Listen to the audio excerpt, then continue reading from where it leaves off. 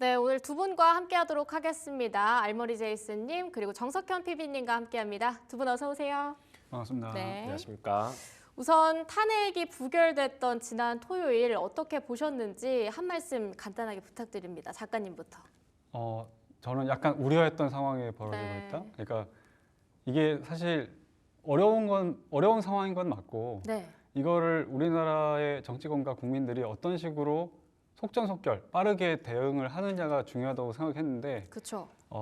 대응 자체는 할 수 있는 최선은 다한 것 같지만 이게 장기전이 될 것 같다. 그러니까 제가 지난주에 말씀드린 속도전일 경우 지금 속도전이어야 한 상황에서 장기전으로 바뀌었다는 부분이 좀 우려가 되는 것 같아요. 아무래도 지금 이 상황에선 최대한 빠르게 안정화될 수 있도록 뭔가 정리가 돼야 할 텐데 이런 부분이 안 되다 보니까 좀 답답하신 분들도 많을 것 같습니다. 피비님께서는 어떻게 보셨나요? 제가 생각하기에도 지금 제이슨님께서 말씀 주셨던 부분이 제일 중요한 것 같은데 이게 사실 탄핵 정국이 얼마나 빠르게 해소가 되느냐가 증시 변동성을 가라앉히는 기폭제 역할을 할 수밖에 없거든요. 네, 근데 이제 이번에 첫 번째로 이게 탄핵 소추안이 이제 애초부터 그냥 표결 자체도 안 들어가는 상황이 되어 버리면서 사실상 뭐 지금 이미 나를 굉장히 세우고 있는 상황이잖아요. 이제 뭐 다음 주에도 바로 이제 다시 한번 시작을 해보겠다라고 얘기를 꺼내 나온 상황인데 그렇죠. 이게 너무 길어지다 보면은 아무래도 네. 지수적인 차원에서의 하방 압력을 키울 수밖에 없다 보니까 뭐 투자를 하는 사람들 입장에서는 투자 심리가 꺾일 것 같다라는 거에 대해서는 뭐 이견이 없는 것 같다는 생각이 드는 것 같습니다. 그렇죠. 일단은 이번 주 토요일까지도 지켜봐야 하는 상황에서 지수가 얼마나 더 떨어질지도 아직은 모르고 있는 그런 불안한 상황들이 이어지고 있다. 근데 또 한편에서는 정부 기관에서 그래도 적극적으로 좀 시장 안정화 대책을 나서다 보니까 처음에는 변동성이 클지라도 좀 나중에 가면 천천히 안정화될 거다 이런 전망들도 있는 것 같아요. 근데 또 아니다. 장기적 국면으로 넘어갈수록 더 안 좋아질 거다. 여러 가지 전망들이 나뉘고 있는데 여기에 워렌 버핏이 또 한마디를 했다고 들었습니다.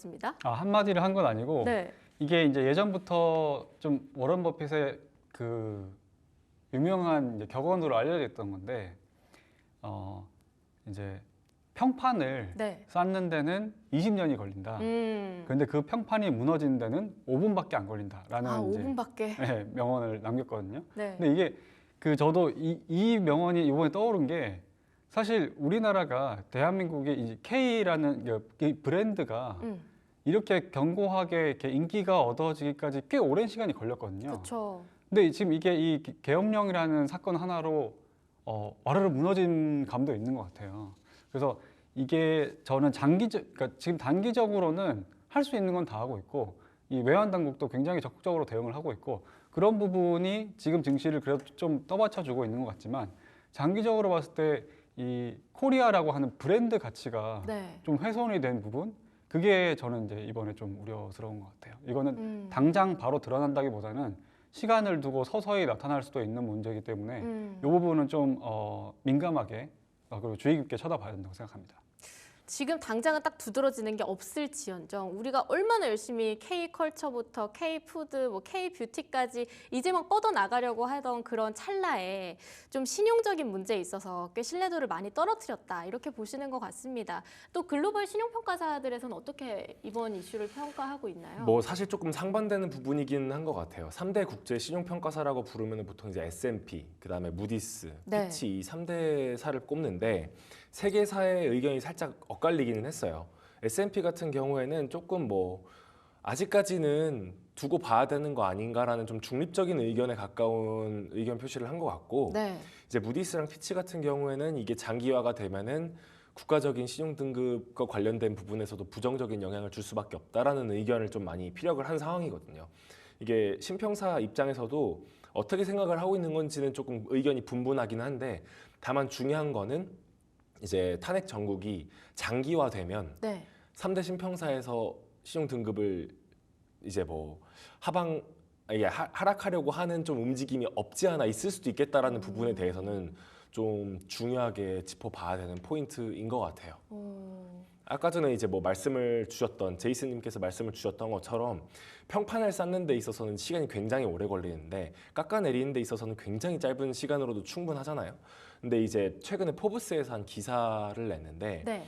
이제 그동안 코리아라는 이제 주식 시장이 왜 이렇게까지 저평가가 되어 있었는지에 대해서 의견이 굉장히 분분했는데 이번에 탄핵 정국과 이제 계엄 선포와 관련된 이 부분이 어쩌면 코리아 디스카운트라는 거에 대한 정당성을 부여하고 있는 게 아니냐라는 기사도 나왔을 정도로 지금 외신에서는 굉장히 핫하게 보고 있는 상황이에요. 그래서 네.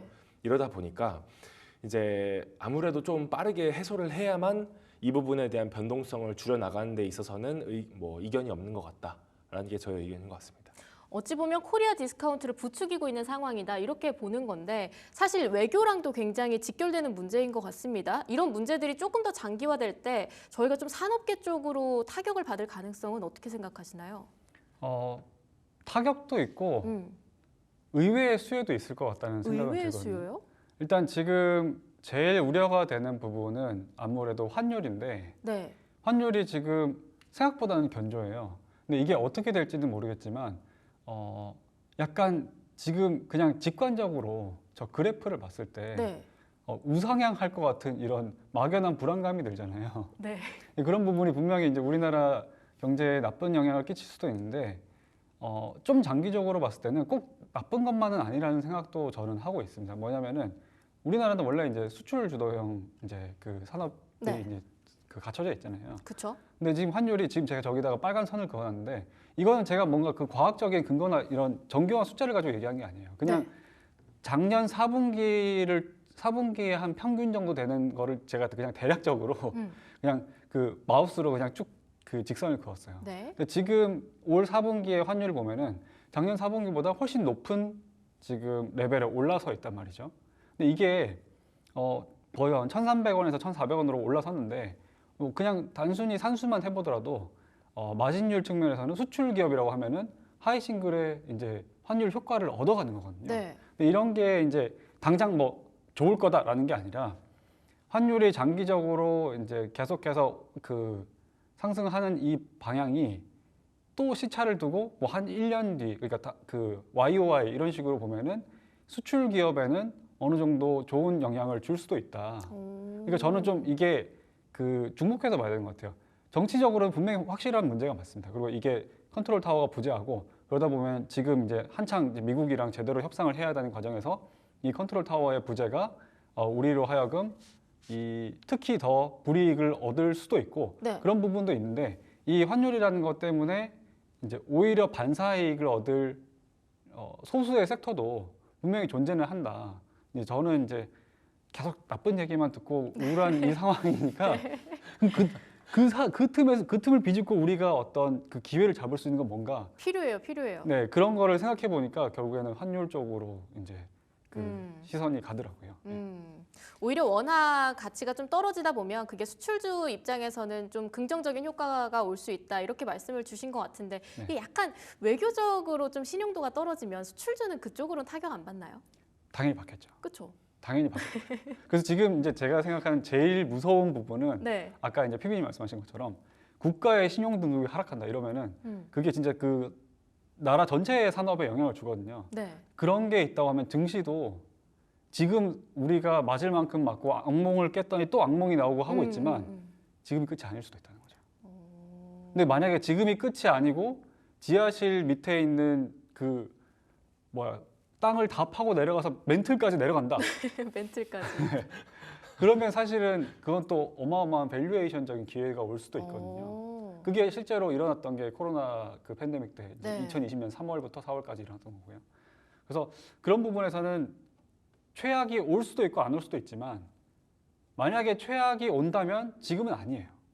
그 부분, 그러니까 더 나쁜 상황까지 갈 수도 있다는 부분을 네. 지금 증시에 참여한 분들은 어느 정도 이제 염두를 하면서 안전벨트를 꼭 붙잡고 있는 좀 그런 스탠스가 필요하지 않을까. 저 부분에 대해서 조금 첨언을 하고 싶었던 네. 부분인데 이게 아까 전에 제이슨님께서 말씀을 주셨던 것처럼 환율이 이제 올라가게 되면은 뭐 수출 기업단에서 봤을 때 수출 대금을 달러로 가져온 다음에 이거를 환전을 하게 되면은 이런 부분에서는 추가적인 이익을 얻을 수는 있죠. 근데 그쵸? 문제는 그 이후에 추가적인 수주가 우리나라에서 발생할 수 있느냐 없느냐는 중요한 것 같아요. 일단 돈을 가져오면 좋은 건 맞죠. 근데 과연 계약을 추가적으로 성사를 시킬 수 있을까? 이 부분에 대해서는 조금 좀 심각하게 고민을 해야 되는 부분인데, 사실 뭐 우리나라 같은 경우에는 워낙 뭐 오랫동안 분단 국가였고 이런 뭐 정치적인 이슈나 이런 것들이 워낙 다변에 이제 많이 있었던 국가다 보니까 사실 개인적인 차원에서는 뭐 그냥 이 또한 지나가리라 이런 식으로 생각하면서 그냥 편하게 받아들일 수는 있어도 외국인들 투자자들 입장에서는 그렇게 생각을 안 해요. 우리나라는 충분히 그런 부분에 있어서 정치적인 리스크나 외교적인 리스크에 취약한 국가인데 네. 이제 제가 가져온 요 자료를 보시면 아시겠지만 이게 비상계엄 선포한 다음에 네. 12월 3일 이후에 정부 주도 섹터 흐름을 보여주고 있는데 지금 보이세요? 네, 잘 3일이고 오늘 이제 일주일도 안 됐는데 지금 그 사이에 지금 낙폭이 마이너스 10%대까지 왔다 갔다 하고 있는 이 상황을 보여주고 있는 거예요. 네. 그러니까 이런 부분에 있어서 이런 투매가 사실 단기적으로 있었으면은 문제가 되지 않는데 이게 장기화되면은 다시 한번 디스카운트에 대한 우려가 점점 커지고 있을 거다라는 생각이 들 수밖에 없는 거죠. 이제 이런 부분을 조금 어쨌든 불식시키기 위해서 정부 차원에서 유동성 공급을 하겠다라고 네, 맞아요. 얘기를 많이 하고 있죠. 지금 뭐 채권 안정 펀드나 뭐 증권 안정 펀드나 이런 부분에 있어서 뭐 수십조 원의 자금을 이제 투입하겠다라는 얘기도 있었고, 그다음에 이제 연기금 차원에서 이제 투매가 나오고 있는 것에 대한 물량을 조금 받아주려고 하는 부분도 없지 않아 있는 것 같아요. 제가 봤을 때는 수급적인 측면을 봤을 때는 어느 정도 좀 도움을 주려고는 하지만 이런 것들을 언제까지 막아낼 수 있을까? 어쨌든 간에 연기금의 투자 자금도 그렇고 뭐 체한 펀드나 이런 부분에 대한 부분도 사실은 세금이나 이런 부분에서 충당이 되는 부분인데 네. 이게 언제까지 계속 그거를 억누르고 그쵸. 이제 이런 부분에 있어서 돈을 쓸 수는 없는 거다 보니까 이게 어느 정도 해소가 되어야만 증권 시장에 아무래도 안정이 찾아올 수 있는 거고, 그거를 봐야만 외국인들도 다시 한번 투자를 이제 재개하고 실질적인 계약으로도 이어지기 위해서 조금 흐름이 보이지 않을까라는 생각이 드니까 아무래도 조금 조기 종용이 좀 필요한 게 아닌가라는 생각이 드는 것 같습니다. 혹시 저 유동성 공급으로 어느 정도까지 버틸 수 있다라고 전망을 하는 그런 이야기들도 있나요? 이거는 근데 네. 여야 간의 합의가 좀 있어야 되는 부분이다 보니까 예. 제가 조금 말씀을 드리기엔 조심스러운 감이 네. 없지 않아 있기는 한 것 같아요. 예, 그 규모는 지금 당장도 계속 왔다 갔다 하고 있는 부분이다 보니까 뭐 어느 정도까지 버틸 수 있는지 이런 부분은 조금 조심스럽게 생각을 해야 되는 부분이긴 하는데 단기적으로 뭐 한두 달 정도는 버틸 수 있겠죠. 아무래도 큰 금액을 투입을 하고 있는 건 맞으니까. 근데 다만 그 전에 이제 탄핵 이제 전국 같은 경우에는 지금 여태까지 3번 있었잖아요. 이제 2004년도도 그렇고 2016년도도 그렇고 그 문제가 터진 다음부터 탄핵이 가결된 다음에 문제가 잦아드는 데까지 최소 2개월에서 3개월이 걸렸어요. 이제 사실 시간 싸움인 거죠. 그러니까 그 당시에는 나름대로 좀 빠르게 이제 정리가 됐다고 생각했음에도 불구하고 2, 3개월이었는데 네.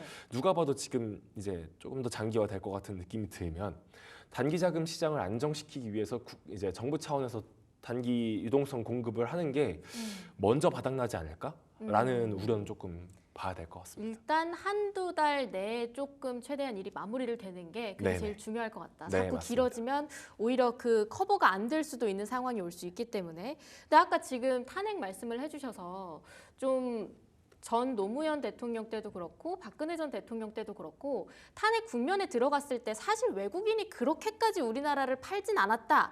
이런 모건 스탠리의 입장도 있더라고요. 여기에 대해서는 좀 어떻게 생각하세요? 그게 네. 그런 것 같아요. 이제 외국인들도 한 방향으로 다 움직이는 게 아니거든요. 그러니까 외국인이라고 그 저희가 그러니까 특히 일반적인 투자자들은 네. 외국인 그러면 되게 막연한 나쁘고 거대한 큰 손 막 그런 걸 생각해요. 네. 근데 외국인도 수많은 군중의 집합체예요. 그래서 뭐 스마트한 외국인도 있고 스마트하지 않은 그런 외국인도 분명히 있을 거고, 네. 그리고 이제 단기 자금 성향을 가진 외국인도 있을 거고, 장기적인 관점을 가지고 투자하는 외국인도 있을 거고, 모멘텀을 중시하는 외국인도 있고, 밸류에이션 자체를 중요하게 생각하는 외국인도 있고, 그런 이제 외국인이라고 하는 우리의 그 막연한 그 공포의 대상이 네. 되게 다양한 면을 가진 실체라는 거죠. 그래서 그들도 아마 지금 그 주말 사이에 한국에서 어떤 일 벌어지는지 보면서 계속 계산기를 두드리고 있었을 거예요. 그래서 이제 그런 부분에서 모건 스탠리의 이야기도 말하자면은 지금 안심해도 된다라기보다는 우리는 아직 마음을 안 정했고 우리들도 되게 많은 스탠스를 가질 수 있다는 거를 어떤 힌트를 준 게 아닌가 싶거든요. 아직은 관망 중이다. 네. 네. 왜냐하면 이 지금 불과 지난주에 이 모든 일이 일어난 거잖아요. 그쵸. 이거를 하나의 그 판단으로 이제 결정을 내리기에는 굉장히 촉박한 시간이었던 거죠. 그래서 시간을 두고 이거에 대해서 판단을 내릴 건데 그런 측면에서 지금 계엄령이 발동했었다라는 것만 가지고 한국은 이제 끝났어라고 판단을 내릴 사람들은 많지는 않을 거다. 좀 그렇게 보면 될 것 같고, 근데 또 장기적으로 지금 이렇게 계속해서 속도전이라는 얘기를 하는 게 이게 빨리 안정화되지 않으면 않을수록 네. 이 나라에 대한 외국인, 그러니까 그 해외 투자자들의 어떤 신뢰도가 조금씩 이제 가랑비에 옷 젖듯이 지겨워질 수 있죠. 네, 지겨워지고 빠져나갈 수도 있다는 그런 부분이 사실은 제일 우려가 되는 거죠. 이게 장기화되지 않는 게 제일 중요한 건데 사실 당장은 일단 짧으니까 저희가 최대한 빠르게 이런 일들과 이슈를 마무리하고 좀 안정화 대책을 빠르게 내놓는다고 한다면 외국인의 수급 이탈이 우리가 걱정하고 지금 우려하는 것만큼 크진 않을 수 있다. 이런 희망을 좀 가져봐도 될까요? 근데 저는 이게 아다르고 어다르다는 생각이 조금은 들었던 것 같아요. 네. 아까 전에 제이스님께서 가져오셨던 자료에 쓰여 있는 그 첫 줄을 봤었을 때 탄핵이라고 뭐 외국인 자금의 추가적인 유출이 많이 있을 거라고 생각할 수는 없다라고 얘기를 했는데 그건 탄핵 때문이라고 단정 지을 수 없다는 거지 외국인 자금 유출이 없다라는 얘기는 아니거든요. 네. 왜냐하면 제가 가져온 자료를 지금 보시면은 지금 코스피 투자 주체별 이제 순매수 대금 추이를 지금 가져왔는데 네. 사실 뭐 22년도부터 계속 꾸준하게 올라오고 있다가 24년도 하반기에 들어서 외국인들의 순매수 대금이 급격하게 꺾이고 있어요. 그러네요. 그러니까 저희 증시를 주도하고 있었던 2차 전지나 반도체와 같은 섹터들이 조금씩 이제 장기적인 슬럼프에 빠지고 있다라는 게 보이기 시작하니까 사실 투자 매력도가 지수적인 딴에서는 없을 수밖에 없는 상황인 거죠. 그러니까 탄핵이라고 해서 추가적인 유출은 없을 수 있어도 이 흐름을 꺾기에는 뭐 사실은 조금 아무래도 이 부분에 대해서 설상가상 같은 느낌은 없지 않아 있는 부분이다 보니까 이런 부분에선 좀 조심해야 되는 부분이기는 한 것 같아요. 투자적인 부분에 있어서 레버리지를 일으키기 위해서 신용을 사용하시거나 네. 이런 부분들에 대해서도 조금 많이 이제 깎이고 있다라는 게 그래프적인 부분에서 드러나고 있다 보니까 네. 사실은 뭐 정치적인 리스크 이런 거 이전에 펀더멘탈 자체도 조금 위태위태하다 보니까 지수적인 측면에서 조금 문제가 일어나는 게 아닌가라는 생각이 저는 좀 개인적으로 들고 있는 것 같습니다. 지금 굉장히 불안한 상황인 거네요. 어찌 보면 상반기에 지금 순매수한 만큼 기관이 팔고 있는 상황인 건데 그쵸. 그래도 현선물에 매수가 좀 들어오는 상황에서 지금 이런 일이 터진 거잖아요. 그렇죠. 그러니까 어쨌든 빨리 마무리를 해야 될 건 좀 중요한 것 같고 그래도 제이스님께서 계속 희망을 보는 게 바닥에서 또 그 지하실이 있었고 그렇게 해서 어느 정도 싹 들어가고 나면 거기에서 또 저점 메리트가 들어올 수 있다. 아까 이렇게 말씀을 해주셨어요. 네. 오늘 아침에 지수가 막 너무 출렁이니까 마음이 막 괜히 불안한 거예요. 네. 그래서 저희가 지수의 하방을 어느 정도까지 열어놔야 될까? 어느 정도까지 내려가요? 그래도 오늘 외국인 조금은 네. 순매수하고 있거든요. 네. 이런 것들을 봤을 땐 진짜 저점 메리트가 있나 지금? 이런 생각도 들어서 지수 하방을 어디까지 열어두면 될까? 이런 생각들도 좀 드는데요. 리서치 센터장님들도 못 맞추는 지수를 일개 일반인 네. 그럼 대충 혹시 얘기 네. 나오고 있는 것들. 네. 저목손 개미인 저 입장에서는 네. 지수는 모르겠고요. 네. 근데 그냥 순수하게 방향적인 측면에서 지금이 그러니까 아까도 말씀드렸지만 최악은 아니에요. 최악은 그게 아니다. 더 문제인 것 같아요. 그럼 지금 여기서 더 떨어질 수 있는 거네요. 그러니까 더 안 떨어지고 여기서 일단락 될 수도 있는데 네. 만약에 떨어지면 더 확실히 떨어질 수도 있을 것 같거든요. 아. 제가 이거는 약간 소설도 가미되는 건데 주말 사이에 굉장히 불안해진 부분이 뭐냐면은 금요일이랑 목요일이 생각보다 나쁘지 않았어요, 증시가. 그쵸. 그러니까 맞아요. 엄청 빠져야 될 것 같았는데 생각보다 많이 빠지지 않았단 말이에요. 네. 이번 주도 코스닥 같은 경우에는 좀 많이 빠지지만 코스피는 꽤 견조한 편이거든요. 이게 저는 오히려 더 불안한 부분이 뭐냐면 이번 주가 이제 선물 옵션 만기도 껴있고 그 12월이기 때문에 내마녀의 날, 그 쿼드러플 네, 위칭 데이잖아요. 그래서 지금 보면은 그 선물 쪽 포지션을 사실은 이제 그 주요 수급들이 맞춰놓은 포지션들이 있을 거예요. 이번 주 만기를 기다리면서. 근데 그 포지션의 예상을 뒤엎는 사건이 지난주에 생겼던 거고, 그래서 오히려 이번 선물 옵션 만기까지는 그런 큰 추가적인 변동성은 없을 것도 같아요. 왜냐하면 이 주력으로 쌓아놓은 포지션이 있기 때문에 그 포지션을 방어하기 위한 움직임도 있을 거거든요. 선물을 방어하기 위해서 현물 쪽에서 좀 더 사서 바친다든지 네. 그런 것도 있을 수가 있는데, 이번에 만기가 끝나면은 그 다음 달까지 한 달 동안의 새로운 포지션을 구축할 때 이게 상방이겠느냐 하방이겠느냐 했을 때 상방일 가능성이 굉장히 제한적이라는 거죠. 왜냐하면 지금 좋은 상황이 아무것도 없으니까.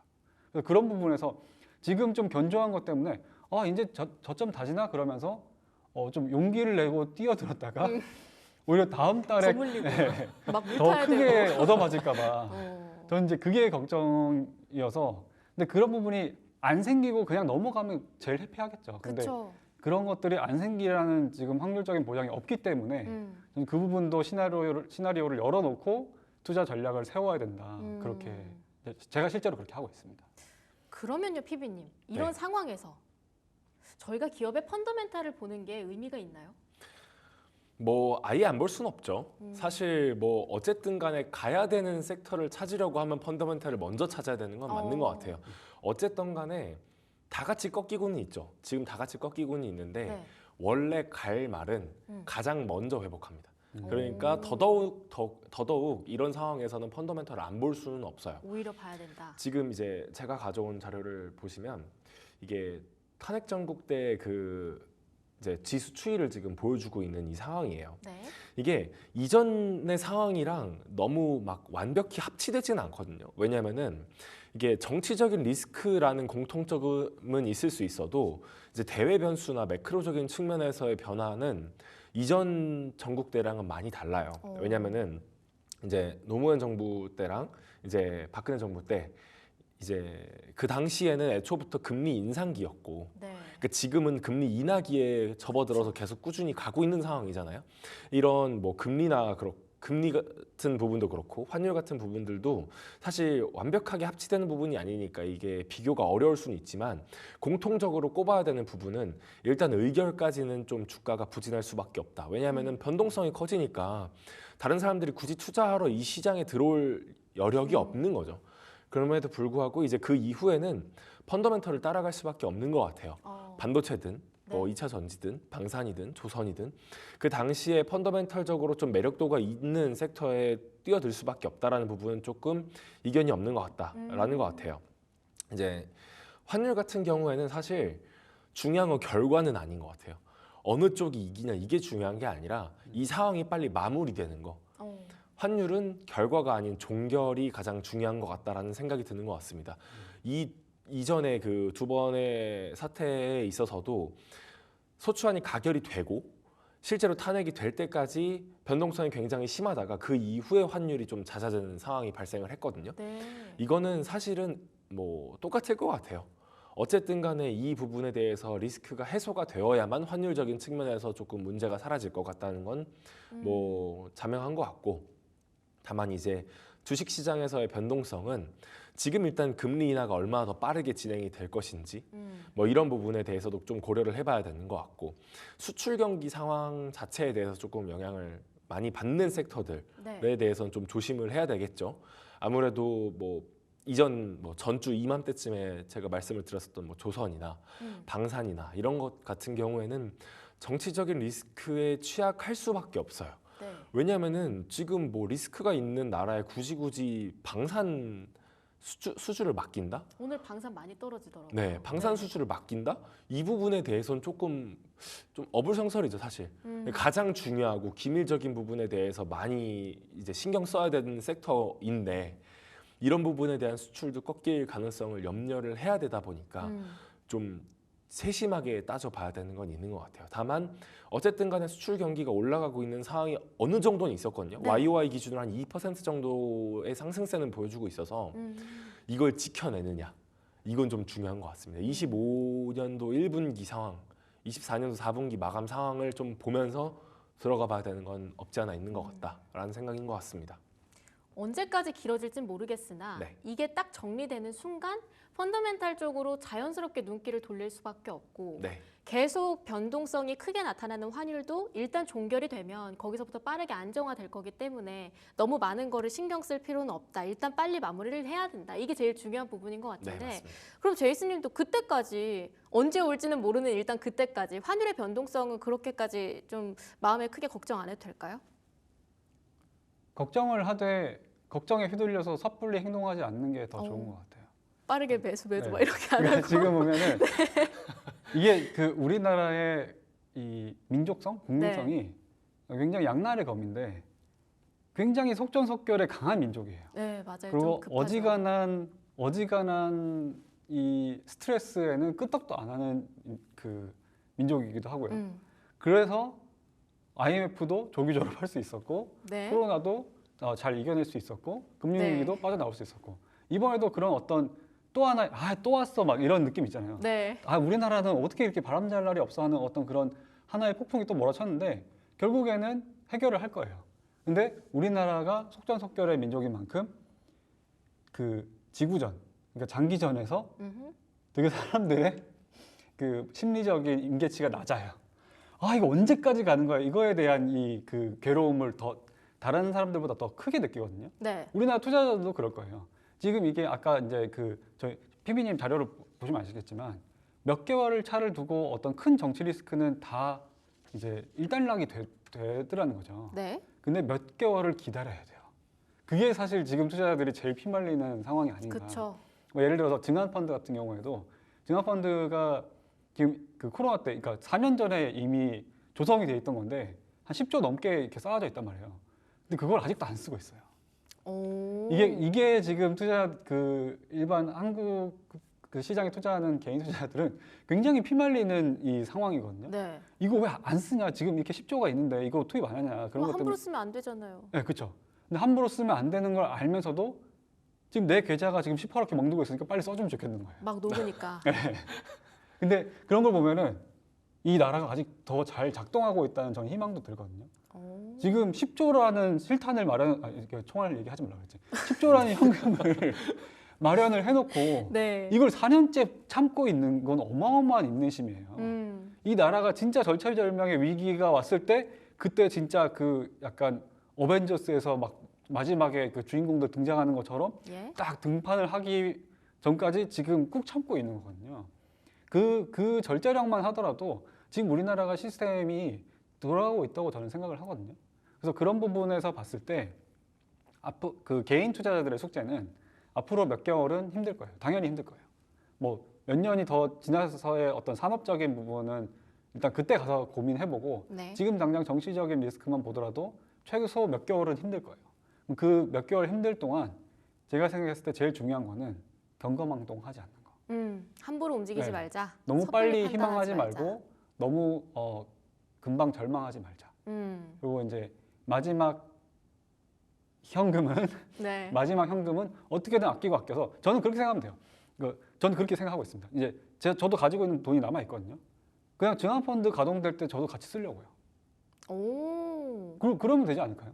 그러니까 오. 대부분 이제 개미 투자자들이 힘들어하는 부분이 네. 물타기를 해서 돈 벌 수 있다는 건 알겠는데 내가 물 타면은 그 뒤로 또 더 떨어져 그런단 말이에요. 잠수할 수도 있어요. 네. 그러니까 충분히 오래 기다렸다가 집행을 하지 않기 때문에 문제인 거거든요. 만약에 이번에 지금 어쨌든 주식 100%인 분들은 뭐 마음고생 좀 몇 개월 더 하시면 될 거라고 생각하는데 지금 기회를 노리는 분들이라고 하면은 이 기회를 함부로 예단하고 움직이지 말자. 저는 그게 제일 중요한 것 같아요. 기다림의 미학이 필요한 시간이다. 네, 저희 피비님 마지막 자료 한번 볼까요? 향후 전망에 대한 3가지 시나리오 이렇게 가져오셨는데 우리 경제를 위해서 가장 이상적인 시나리오 좀 말씀해 주시죠. 가장 이상적인 시나리오 같은 경우에는 네. 지금 이제 두 번째 들어가 있는 이제 2016년도 탄핵 정국과 비슷하게 흘러가야 네. 아무래도 조금 변동성을 최소화하면서 하방 압력을 조금 불식시킬 수 있지 않을까라는 두 번째. 생각인 것 같아요. 네. 뭐 탄핵이 뭐 가결될지 부결될지 이거는 뭐 제가 판단할 문제는 아닌 것 같고 그렇죠.